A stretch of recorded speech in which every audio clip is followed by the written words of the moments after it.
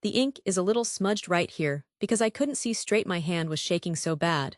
When I started writing, they called me into the conference room at 3:15 p.m. Sarah from HR was there, and David, my manager, he wouldn't look me in the eye, just stared at the table. He said, it was a strategic restructuring, a reduction in force, such clean corporate words, for something that feels like a car crash.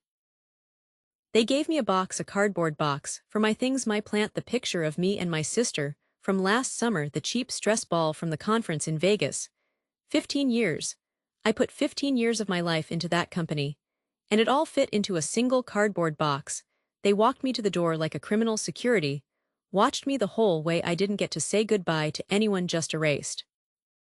The drive home was a blur. I don't even remember stopping at traffic lights. I just sat in the car in the driveway for an hour staring at the garage door. The house was so quiet. When I finally went inside, empty. My wife is out of town, visiting her mother. The silence was the loudest thing I've ever heard. It screamed at me, failure, you are a failure. I keep replaying it. What did I do wrong? Was I not aggressive enough in the last quarter? Was it because I pushed back on the Thompson account? David said it wasn't personal. But how can it not be personal? It's my life, it's my mortgage, it's everything. What am I supposed to do tomorrow? Wake up, and what, there's nowhere to go. Started coming to us. They were tired of the flash and no substance. They wanted what we had, depth. I feel so stupid. I was loyal. I believed in the family culture. They always talked about what a joke. I was just a number on a spreadsheet, an expense to be cut. I poured everything into that job, my evenings, my weekends. I missed my niece's recital last spring for a project deadline. For what? For a cardboard box and a security escort out the door. The anger is like a hot coal in my chest. It's burning me up from the inside. But under the anger, there's just this cold, numb fear. What if I can't find another job? What if no one wants me? I am 52. Who hires a 52-year-old who just got fired? The resume gap will be a black mark, an unspoken question in every interview. But I can't just lie down. I can't. At the bottom of the page, I scribbled it. I pressed the pen so hard, it almost went through the paper. I will show them. I don't know what that means, yet I don't know how. But I will. I have to. This can't be the end of the story. It just can't. This is from March, almost 5 months later. The days are so long now. I wake up at the same time out of habit. But there's no reason to put on a suit. I sit at the kitchen table with my laptop. The silence is different now. It's not accusing me anymore. It's just heavy, lonely. I've been trying to get this consulting thing off the ground. Leverage your expertise. That's what the career coach said. It sounds good. But it feels like shouting into a void. I send emails. I make calls. Most of them don't get returned. I had a call with a former colleague yesterday. He was polite, said he'd keep me in mind. But I could hear the pity in his voice. It was humiliating. I look at our savings account online. The numbers are getting smaller every month. Every time I pay a bill, it feels like a step closer to the edge. My wife is being supportive. But I see the worry in her eyes. When she thinks I'm not looking, she's picking up extra shifts. I feel like I am failing her. The fear is a constant companion. What if this doesn't work? What if we lose the house? The what ifs are a chorus in my head, especially at 3 a.m. I wrote an entry last week. That was just one sentence. I don't know if I can do this. I was ready to give up, to start applying for any job, anything, just to have a paycheck again, to admit defeat. But then last Tuesday something happened, a small thing. A guy I used to work with years ago, Mike. He referred me to a friend of his who had a problem with their supply chain logistics. It was a tiny project, just a few hours of work. But I did it. I really dug in. I didn't have a manager looking over my shoulder. I just applied everything I knew. I sent the report off and didn't think much of it. He called me this morning. The client, he said the report was brilliant, that it was exactly what they needed, he said. And I am writing this down word for word, because I need to remember it. He said, you have a real gift for cutting through the noise and seeing the root cause. He paid me. It wasn't a huge amount. But it was more than the money. It was validation. For the first time in months, I felt like myself, like the professional I used to be, but sharper, because I was working on my own terms. The tone is changing even in here. I can feel it as I write. The entries aren't just about the fear anymore. They're about the work. A client thanked me today. I solved a real problem for someone. It feels authentic. It feels like I am building something brick by brick, instead of just maintaining someone else's castle. The reward isn't a bonus or a pat on the back from a boss. It's the quiet satisfaction of a job well done. It's mine. 5 years after I packed that cardboard box, Veritas was thriving. We had 2 floors of a nice quiet office. Building the culture was everything I wished my old job had been. It was a place where thoughtful people could do their best work. This entry is from last week, 2 years, and I am writing this from my new office. We have an office, a real one with a lease. And everything. It's not huge. But it's ours. I hired my first employee last month, Maria. She's brilliant. She left a big firm because she wanted to do work that actually mattered. We just got the email we've been recognized as one of the fastest growing boutique firms in the region. There's going to be a write-up in the business journal. My picture, the story of the guy who got fired and started his own thing. I was reading back through some of the early entries, the ones filled with so much pain and fear, and it struck me with a force that actually made me put the journal down. For a minute, the reason I got fired, it wasn't because I was bad at my job, it was because I was difficult. I questioned things. I didn't just follow the process if the process was stupid. I cared too much about the long-term health of the client, not just the quarterly numbers. Those were the traits that made me a poor fit for a large, bureaucratic corporation. But those exact same traits, they are the entire reason for our success now. My stubbornness, my unwillingness to accept the easy answer, my need to do things right, not just fast. That anger, I felt it was fuel. It got me started. But it's not what keeps me going now. What keeps me going is the work, the real tangible impact we have on the small businesses we work with. We help them survive. We help them grow. I am proud of what we've built. And I feel I need to write this down to believe it. I feel a sense of gratitude, not for the humiliation, not for the fear, but for the push. I was too comfortable. I was stuck. I never would have had the courage to jump on my own. They pushed me. And that push, as brutal as it was, forced me onto this path. This is where I was always supposed to be. I just didn't know it. Today, this is the last entry I am going to write in this particular journal. I am going to close this chapter. Literally. We signed the papers this morning. The acquisition is complete. The larger firm, the one that was our competitor for so long, they made an offer, a great offer, one that secures my team's future. And well, it sets us up for life. People are celebrating in the office outside. I can hear the laughter, the pop of a champagne cork. Maria gave a speech that made me cry, but I needed a minute alone in here with this book. The feeling isn't what I thought it would be. I thought there would be triumph, a feeling of vengeance, of showing them.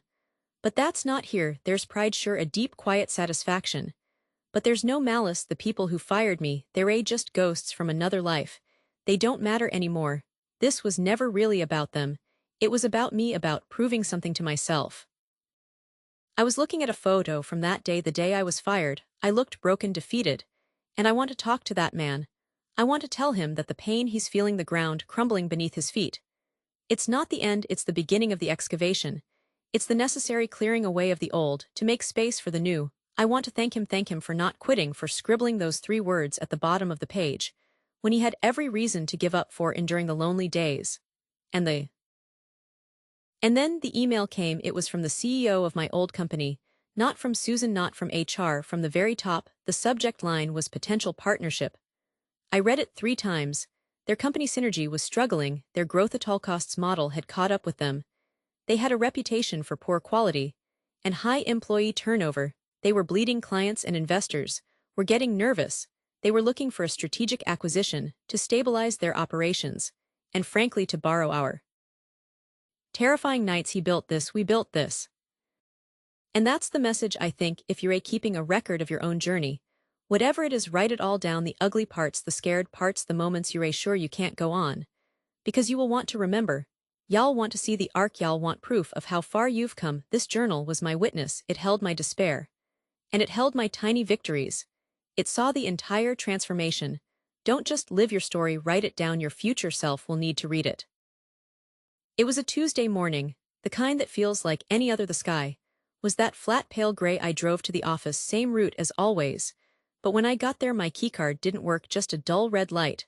I had to call security to be let in. And the guard, a guy I said hello to every day, couldn't quite look me in the eye. He just pointed me toward the conference room, the one we called the quiet room. I knew then, you just know.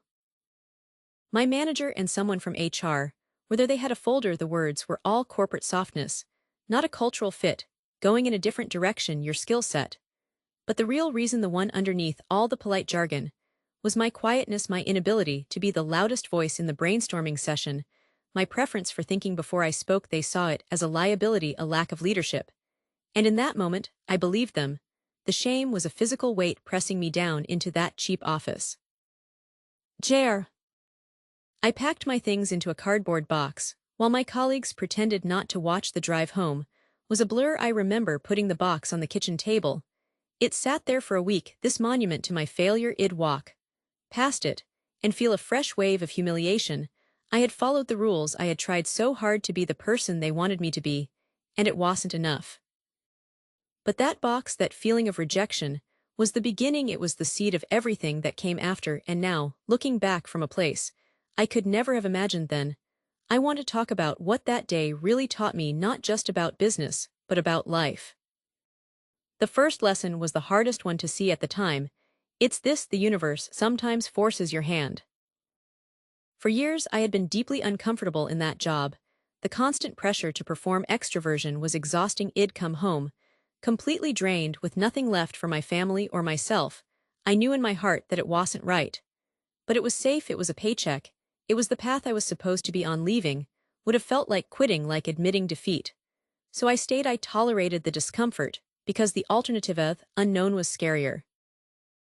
The firing was that shove I couldn't give myself. It was a door slamming shut so definitively that I had no choice but to turn around and look for another one. It felt like a catastrophe, but it was actually a form of liberation. It was a brutal, painful, but absolutely necessary redirection. Company's energetic culture. Reputation for integrity. There's a concept I later learned called productive failure. It's the idea that some failures aren't endpoints, they are essential steps. They break apart our old, ill-fitting structures so that we can build something new and better on the foundation. That job had to end for my real work to begin. If I had stayed, I would have slowly diminished, fitting myself into a smaller and smaller box, just to survive. The universe, in its blunt way, refused to let that happen. It intervened. So if you're facing a setback that feels like an ending, I'd ask you to consider this. Is it possible it's a brutal kind of beginning?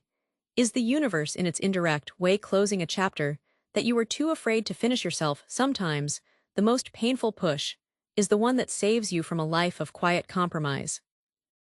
Which leads directly to the second lesson: authenticity is not just a feel-good idea, it's a competitive advantage. In the corporate world, I was spending about 70% of my energy just on the performance, the acting, smiling when I didn't feel like it, forcing myself to speak up in meetings just to be seen, even when I had nothing substantive to add. The mental tax of constantly monitoring myself, of trying to mold my natural quiet into something loud and attention-grabbing, was immense. It left very little energy for the actual work I was hired to do. When I started my own consulting business, the first thing I did was stop performing. I built my company's brand around my actual strengths: deep research, careful analysis, thoughtful strategy. My website wasn't flashy, my proposals were detailed and thorough, not full of hype. I stopped trying to be the life of the party and started being the one who delivered undeniable value. And a remarkable thing happened: the right kind of clients found me, clients who were tired of slick sales pitches and empty promises. They were attracted to the substance, to the quiet confidence. They appreciated the lack of pretense. The energy I had previously wasted on acting was now channeled entirely into my work. My productivity soared, my creativity increased. I was no longer fighting against my own nature, I was leveraging it. Being authentic is like tuning into your own frequency. It's energetically efficient. You stop repelling the wrong people and opportunities and start magnetically attracting the right ones. It's the difference between pushing a boulder uphill and rolling it down. The world has plenty of loud people. What it desperately needs is more genuine ones. And there is a massive, often overlooked market for that kind of truth. This brings me to the third lesson, one that redefined my understanding of power. True power is often silent. In my old life, power was equated with volume.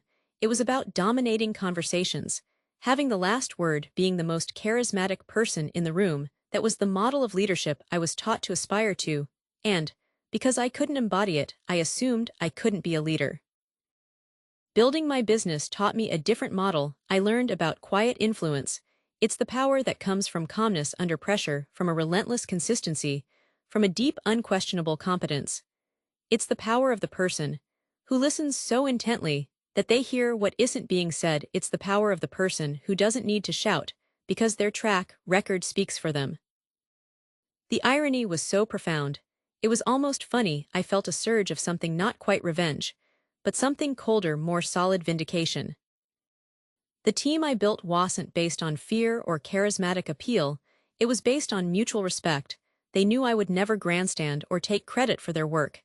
They knew I would think through every decision carefully. That kind of leadership inspires a different, deeper kind of loyalty. It's not about cheering, it's about trust. And the ultimate validation of this quiet power came years later. The large, well-known company that acquired my business, they weren't acquired by my old company. In fact, my old company became a client of the acquiring firm. The people who once saw my quiet nature as a weakness were now, in a roundabout way, benefiting from the success it created. That wasn't a moment of loud gloating. It was a quiet, profound confirmation. Influence, built on substance and results, is far more durable than authority built on noise. The loud voice may win the meeting, but the quiet mind wins the long game. Finally, the last lesson was perhaps the most important for my own peace. Success is the best revenge, but empathy is better. In the immediate aftermath of the firing, admit it, I dreamed of revenge. I imagined scenarios where I would become wildly successful and have to face my old managers to show them what they had lost. That fantasy fueled me for a little while. It's a powerful motivator, that desire to prove your worth to those who dismissed you. But as my business grew and that fantasy became a tangible possibility, the desire for revenge just evaporated. It was replaced by a more complex understanding. I started to see those managers not as villains, but as people who were also trapped. They were prisoners of a corporate system that rewarded a very narrow set of behaviors. They weren't evil, they were conditioned. They probably felt just as much pressure to conform as I did. Their metric for success was just different, and in many ways superficial. The real victory wasn't in conquering them, it was in transcending the entire game they were playing. My success wasn't a rebuttal to their judgment. It was completely separate from it. It was on my own terms, based on my own values. Winning wasn't about being better than them. It was about becoming more fully myself. And that led to a sense of empathy. I could look back and see the whole painful episode not as a personal attack, but as a necessary collision of two incompatible worlds. It allowed me to let go of the bitterness. Entirely holding onto that anger would have been like drinking poison and expecting them to get sick. The ultimate lesson was that fulfillment doesn't come from external validation, especially not from the very people who misunderstood you. It comes from building a life of integrity, from fulfilling your own potential so completely that the opinions of others simply lose their weight. The negotiation was held in their boardroom, the same one where Id once presented quarterly reports, the same long polished table. But this time I wasn't sitting along the side, I was at the head. Susan was there. She looked older, tired. She avoided my eyes. The CEO, a man named Robert, who Id only ever seen from a distance, did all the talking. He used all the same buzzwords, leveraging synergies, creating a powerful new market entity. But his voice lacked conviction. That box on my kitchen table was a symbol of an ending, but now I see it as the first cornerstone of a different life. The one I was meant to live. Getting fired for being quiet taught me that sometimes the thing you're rejected for is the very thing that will become your greatest strength. You just have to be brave enough, or be forced to listen to the quiet voice within you instead of the loud ones outside. I didn't say much. I listened. I let them talk themselves in circles, trying to paint over their company's problems with corporate jargon. My lawyer and my CFO, Sarah, handled most of the points. I just observed. The power in the room had completely shifted. It wasn't because I was louder than them, it was because I didn't need to say anything. My presence, my silence, was more powerful than all their words. They needed me, and they knew it. When it came time to discuss the final terms, I finally spoke. My voice was calm, steady. I outlined our conditions. It wasn't punitive, it was practical. We would absorb their company, but our culture, our values would become the standard. The brand synergy would be retired. The leadership team, including Susan, would be offered generous severance packages. It was a graceful exit for them, but it was an end. Robert looked defeated. He nodded slowly. We accept your terms. There was no dramatic signing, no handshake for the cameras, it was just business. But as I stood up to leave, I caught Susan's eye for a second. The professional mask slipped, and I saw a flicker of something real, not anger, regret, a dawning understanding of what they had lost when they let me go. Walking out of that building, for the second time, the feeling was entirely different. The same automatic doors slid open. But this time I was walking out as the owner, the person who had been deemed too quiet to lead, was now in charge of the entire operation. There was no cheering crowd, no triumphant music, just the quiet hum of the city. And that was perfect. The satisfaction wasn't in their defeat. It was in my validation. It was proof that there is more than one way to lead. That substance will eventually silence the noise. I got into my car and just sat for a moment in the quiet solid, understanding that I had built something real, and I had done it by finally unapologetically being myself. The noise in the open plan office was a constant low-grade assault. It wasn't just the physical sound of phones ringing and people shouting across desks, though that was part of it. It was the pressure of the performance, the expectation that you would always be visibly, audibly engaged, that your value was directly proportional to your volume. I remember sitting at my desk, surrounded by the buzz, feeling like I was on the wrong side of a soundproof wall. My mind was racing, processing the data from the quarterly report. I just stared at the paper. It wasn't about my performance. My projects were always on time, under budget. My team's metrics were the highest in the division. But none of that mattered. It was about the fact that I didn't dominate conversations in meetings, that I preferred to think before I spoke, that I found the constant forced socializing in the open plan office draining, not energizing. They were firing me for being who I am, for being quiet. The injustice of it was a physical weight on my chest, making tracing patterns and connections that felt obvious to me, but the culture demanded an immediate verbal reaction, a snap judgment, a loud opinion. And because I needed a moment, just a moment of quiet to assemble my thoughts into coherent sentences, I was seen as disengaged, lacking ideas. It was a fundamental misdiagnosis. They saw quietness and diagnosed incompetence. The bias was so ingrained, so systemic, that it was never even stated aloud. It was in the way meetings were run, favoring quickest talkers. It was in the performance reviews that praised visibility and team presence over actual measurable results. I felt this internal conflict every single day, a quiet simmering frustration of knowing with absolute certainty the worth of my contributions, while simultaneously being labeled as less than. It created a dissonance that was exhausting. I was forced to perform a version of myself that was unsustainable, a caricature of an extrovert that drained my energy and diluted my actual strengths. The final feedback session, the one that led to the firing, was a masterpiece of this bias. My manager sat across from me, his tone patronizingly concerned. "We just don't feel you're a cultural fit," he said. "We need people who are more vocal, more assertive. You seem to hold back. We need to see more fire." And all I could think about was the 50-page strategic analysis I'd delivered the week before, the one that identified a market opportunity everyone else had missed. But it was delivered via email, not in a loud, dramatic presentation, so it was discounted. The bias wasn't just a preference, it was a filter through which all contribution was viewed, and my type of contribution consistently failed to pass through. The firing, when it came, was a shock, but in the weeks that followed, the initial sting gave way to something else, a profound sense of clarity. For the first time in years, the external pressure was gone, the constant demand to be something I wasn't just evaporated. And in that silence, I could finally hear myself think. I began a deep, deliberate introspection. I started to reclaim the very traits that had been framed as weaknesses. My preference for writing over speaking wasn't a deficit, it was a discipline. It forced clarity of thought. It eliminated the rambling and posturing that dominated so many meetings. My tendency to listen rather than talk wasn't a lack of ideas. It was a gathering of intelligence.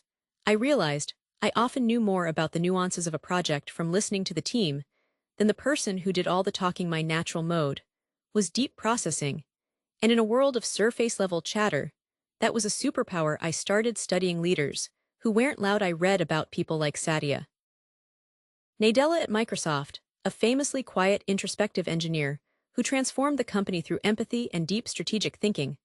I analyzed the leadership style of Warren Buffett, whose calm long-term perspective was the antithesis of Wall Street's frenzy. I saw that true power wasn't about being the loudest voice in the room, it was about being the most insightful. With this new understanding, I began to design a business model from the ground up that leveraged introspection, instead of chasing every flashy trend. My strategy was built on deep foundational market research. I spent months, not days, understanding a problem. Before I even thought about a solution, I prioritized long-term planning over short-term spikes. The goal was never to be the first to market with something mediocre. It was to be the best to market with something of undeniable quality. This approach required patience, a virtue my previous corporate environment had no time for, but it also built a foundation of substance that flashier competitors lacked. When I started building my own company, the first and most important principle was culture. I was determined to create a workplace that was the antithesis of the one that had fired me. I intentionally designed an environment that eliminated performative busyness. We had a no meeting Wednesday policy to protect deep work. We valued written communication as highly as verbal communication, creating a repository of clear documented thought that everyone could contribute to and learn from the office itself. It Hard to Breathe was designed with quiet spaces, nooks, where people could go to think without interruption. We didn't reward the loudest voice. We rewarded the best idea. And we instituted blind idea submissions to remove any bias toward the presenter. Hiring was everything. I looked for competence and thoughtfulness. I sought out people who were deep thinkers, who might not be the most charismatic interviewees, but whose work spoke volumes. We created a team of individuals who were secure enough in their own abilities that they didn't need to shout to be heard. Collaboration became a quiet, deliberate process of building on each other's thoughts, not a competition to dominate the conversation. The results were undeniable. Our employee retention was astronomical because people felt valued for their actual contributions, not for their ability to perform. This culture of substance directly led to a better product. Our development cycle was slower, but the output was so refined, so thoroughly considered, that it gained a reputation for reliability and depth. Our growth was sustainable because it was built on a rock-solid foundation of customer trust and product excellence, not on hype. A specific case study that comes to mind is our approach to a major product launch. While our competitors were spending millions on flashy advertising campaigns, we invested that time and resources into an unprecedented level of customer support and onboarding. We focused on deep, meaningful engagement with our early users, listening to their feedback with an intensity that was only possible because of our culture.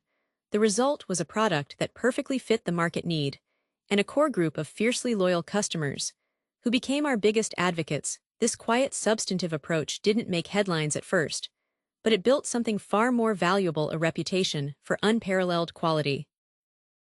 When the acquisition offer came, a multi-million-dollar validation of everything we had built. The feeling wasn't simple schadenfreude. It wasn't just about proving my old bosses wrong. It was bigger than that. The acquisition was a compelling data point in a broader business argument. It proved with a dollar figure attached that diverse cognitive styles are not just nice to have, they are a strategic necessity.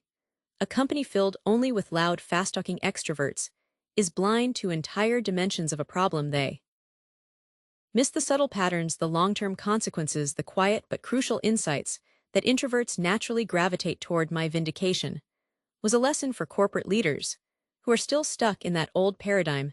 The message is clear: you need to learn how to identify and nurture quiet talent. Look for the person in the meeting who is listening intently. Value the detailed memo over the glib soundbite.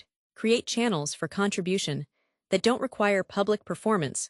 The highest potential employee might be the one who speaks the least, but whose observations, when given the space to emerge, are the most profound. The firing I see now was a necessary catalyst.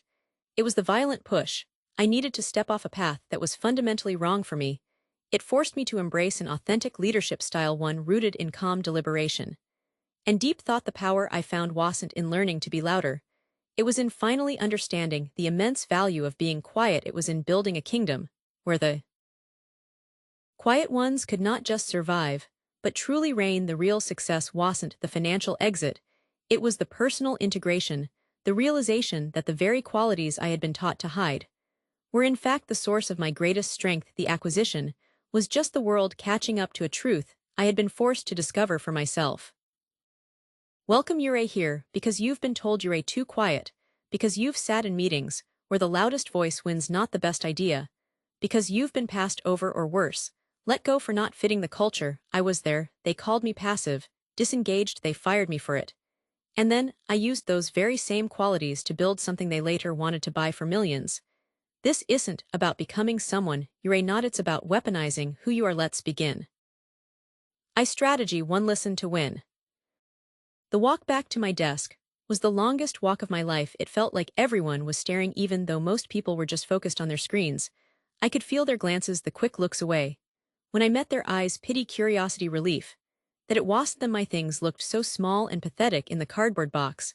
They provided a framed photo of my family, a mug that said "World's okayest boss," a few pens.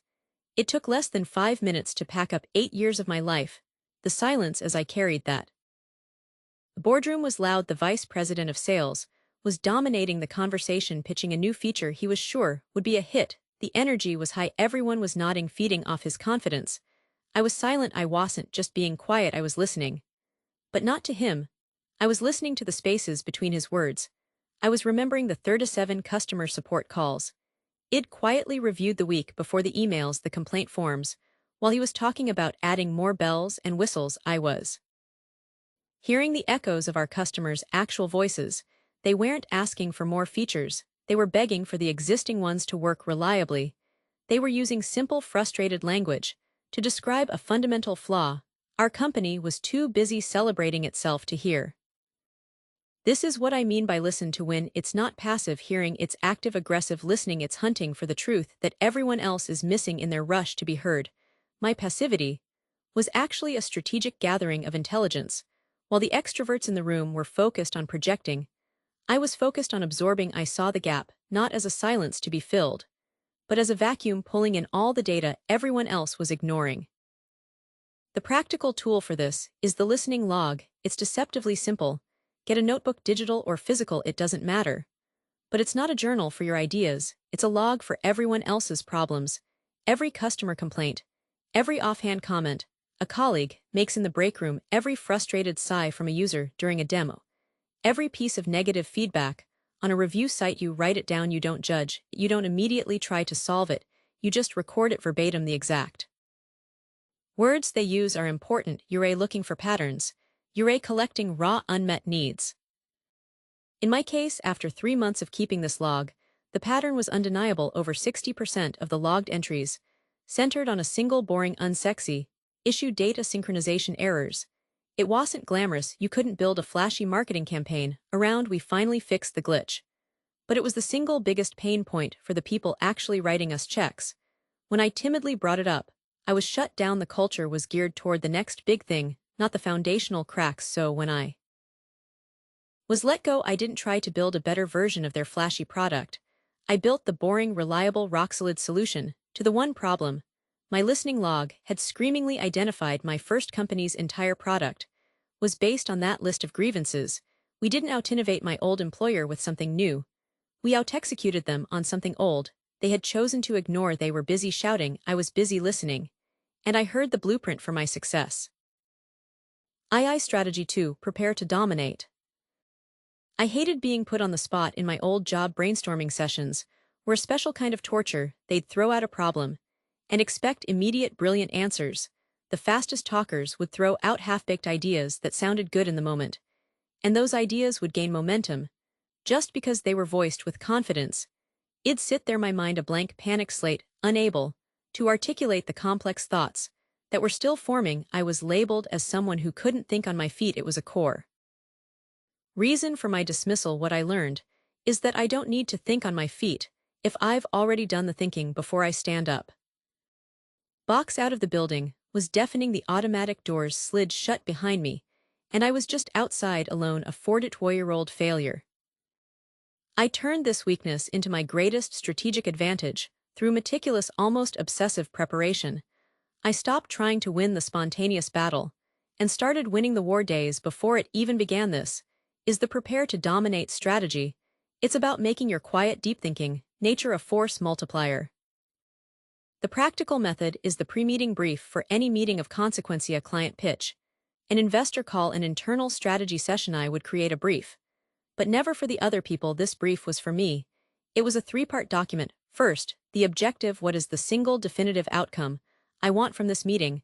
not a list one thing second. The anticipations.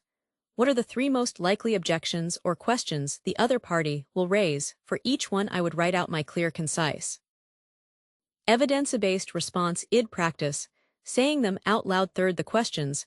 I would prepare 3 insightful questions that would demonstrate my understanding of their business and steer the conversation toward my objective. When I walked into the meeting with my first major client, they expected a typical sales pitch. Instead, I started by asking one of my prepared questions, a question that showed I had researched not just their company, but their specific challenges in a way no other vendor had. The tone shifted immediately. I wasn't a salesperson. I was a consultant. When they raised an objection, I didn't fumble. I calmly said, I anticipated that concern, and delivered my per-written response, supported by data. I wasn't thinking on my feet. I was executing a plan. The silence they had previously mistaken for weakness was now perceived as immense confidence. It was the confidence of someone who was so prepared, they didn't need to fill the air with noise. This method built a reputation for unwavering credibility. Investors knew that if I said I had done the work, I had done it 10 times over. That reputation for thoroughness, born from my need to compensate for a perceived social flaw, became the bedrock of trust that my entire company was built upon. III Strategy 3. Build a complementary team. The biggest mistake an introverted leader can make is to try to do everything themselves, or worse, to hire a team of clones in the early days. I tried to handle the networking, the sales pitches, the partner meetings. It was exhausting and inauthentic. I was playing a role, and people sensed the dissonance. I was on the verge of burning out trying to be an extrovert. The breakthrough came when I realized that my strength wasn't in being the loudest voice, but in building the best chorus, a team where every voice sang different. Essential part. This is the build a complementary team strategy. It's about active, intentional self-awareness. You must have the humility to identify your own gaps, the tasks that drain you, the skills that aren't native to you, and then recruit relentlessly to fill those gaps with people who thrive in those areas. For me, that meant hiring an extroverted, charismatic head of sales. It meant finding a brilliant, outgoing chief marketing officer who lived for trade shows and media appearances. My job wasn't to compete with them. The first few months were a blur of gray. I updated my resume, I networked, I went on interviews. But I could see it in their eyes, the same judgment. In one interview, a guy leaned back and said, "We're looking for a real firecracker, someone who can really light up a room." I knew I wasn't. That the rejection emails piled up. We've decided to move forward with a candidate whose experience more closely aligns. I stopped believing the excuses. I started to believe them. Maybe they were right. Maybe the corporate was to create an environment where their talents could flourish unencumbered by the tasks that would drain them. A practical tip is to hire for complement, not comfort. It's tempting to hire people who are like you, who are quiet and thoughtful, because the communication is easy. Resist that during interviews. Don't just look for competency. Map the candidate's natural energy and talents against your own weaknesses. I created a simple grid for myself. One column for my zones of genius, deep strategy, product vision, analytical thinking, and another for my energy drains, public speaking, rapid-fire negotiation, large-scale networking. I was interviewing for the second column. I asked questions designed to reveal how they gained energy. Did they light up when talking about meeting new people? Did they tell stories about winning over a hostile room? That was the person I needed. This created a whole brain company. My head of sales could go out and electrify a room of potential partners with an energy I could never muster. Then she would bring the deal back to me, and I would sit quietly with the contract, analyzing the risks, modeling the financials, and preparing the meticulous implementation plan. She opened the doors. I built the foundation. Inside, this combination was devastatingly effective. We were more resilient because we weren't a single point-of-failure personality. We were more innovative because our ideas were stress-tested from wildly different perspectives. The synergy between deep, careful planning and bold external execution became our unstoppable engine. IV Strategy 4. Leverage asynchronous communication. The modern office often feels like a theater of meetings. So much time is wasted in rooms where people perform the act of working rather than doing actual work. For an introvert, the pressure to contribute instantly in a meeting often leads to subpar ideas or worse, silence that is misinterpreted. I always had my best ideas at 10 o'clock at night or during a quiet walk when my brain had the space to make connections, the aha moment never came for me in a loud, scheduled brainstorm. I decided to change the medium of communication to favor depth over speed. This is the leverage asynchronous communication strategy. We shifted our company's culture away from mandatory real-time conversation and toward thoughtful written communication. We didn't eliminate meetings, but we made them the last resort, not the first option. The practical implementation was about tools and process. We adopted a project management tool that was centered on written updates, not chatter. We instituted a rule: if a topic required a decision, the default was to write a brief memo. This memo would outline the problem, the proposed solutions, the data supporting each, and a recommended path forward. This memo would be shared with the relevant team members, who then had a full 24 hours to read it and add their written comments only after everyone had a chance to process the information deeply. Would we schedule a meeting, and that meeting would be exclusively for debating the thorniest points that had emerged from the writing. World was just a stage for extroverts, and I was never meant to be a player. The impact was profound. The quality of our decisions skyrocketed, because they were based on considered thought, not the first idea that popped into someone's head. It gave everyone, especially the quietest members of the team, an equal voice. The person with the best idea didn't need to be the most articulate under pressure.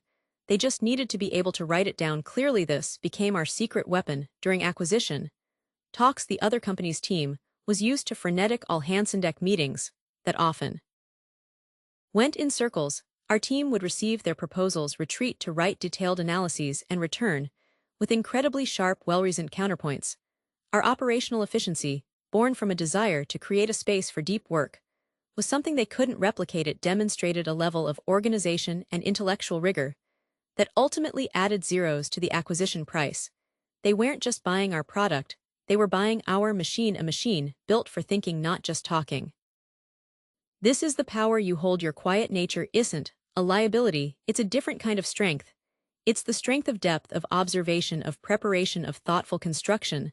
Stop trying to shout over the crowd. Start building something so solid, so well-considered, that the crowd has no choice but to turn and listen. The air in that room was always a little too cold. You know the type of air conditioning they use in corporate offices. It's not about comfort, it's about keeping you alert, or maybe just a little bit uncomfortable. I remember the chair I was sitting in was one of those modern ones, all sleek plastic and mesh. But it felt flimsy. Across the wide, polished desk sat Brenda, my manager, and next to her David from HR. The desk was practically empty, just a single folder with my name on it. That was never a good sign. Brenda had this practiced, sympathetic smile.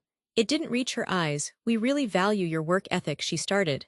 And I knew immediately where this was going. It's the preamble, the softener before the blow. Your technical reports are always impeccable, the data is flawless.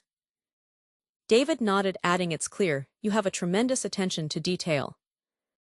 And then came the, "But it's always the but." Brenda leaned forward slightly, her voice dropping into that confidential tone managers use when they're about to say something devastating. "But we've been discussing your overall profile within the team dynamic, and there's a consistent piece of feedback we need to address." She paused, letting the words hang in the frigid air. "The consensus is that you're too quiet." I felt my fingers curl tight against my thigh. Too quiet. I spent a lot of time in coffee shops, just watching people. I saw the groups of colleagues laughing loudly, the sales guys on their phones talking a mile a minute, and I felt like an alien. I'd go for long walks, my mind circling the same drain of doubt. Was I fundamentally flawed? Was my quiet nature a design error I needed to fix? David chimed in again, like they'd rehearsed this in a fast-paced collaborative environment like ours. "We really need people who are vocal champions for their ideas. We need to hear that presence in meetings. It's about perceived contribution." Perceived contribution, the phrase echoed in my head. So it wasn't about the work I actually did. The systems I'd streamlined, the silent fires I'd put out, while others were busy making noise in meetings. It was about perception, it was about theater. Brenda's smile was still fixed in place. "We want to see you project more confidence, speak up more. It's about owning the room right now. Frankly, you fade into the background. And in a company that prizes leadership, that's a real liability." I didn't say anything. What could I say? Arguing would just prove their point. That I wasned a team player that I was defensive. The fury was a hot, tight ball in my chest. But on the surface, I was perfectly still. I just knotted my throat so tight. I couldn't have spoken if I'd wanted to. Helplessness washed over me, a cold wave, following the heat of the anger in that moment. Staring at their placid, certain faces, I made a vow to myself. It was a silent, ferocious promise. You think quiet is a weakness, I will prove. You so wrong, it will haunt you. It was over 2 years later. I was in a completely different city, waiting in line for a ridiculously expensive coffee. I was scrolling through my phone, looking at metrics for my own company, when I heard a voice. Oh my God, is that you? I looked up. It was Sarah, who used to sit 2 desks over from me. She looked older, more tired. We did the usual awkward catch-up. She was still at the old firm. It's different, she said. And the way she said it told me everything. I bought her a coffee, and we found a small table. So how are things really? I asked. She let out a long sigh. It's a mess, honestly. The turnover is insane. Since you left, another 3 rounds of layoffs. They keep hiring these loud, talkative visionaries from fancy business schools. But they have no idea how the actual product works. They just rebrand everything, give it a flashy name, and move on to the next thing. She leaned closer. Remember the Aurora project? You were working on the one you said had real potential. If they'd just give it a proper runway.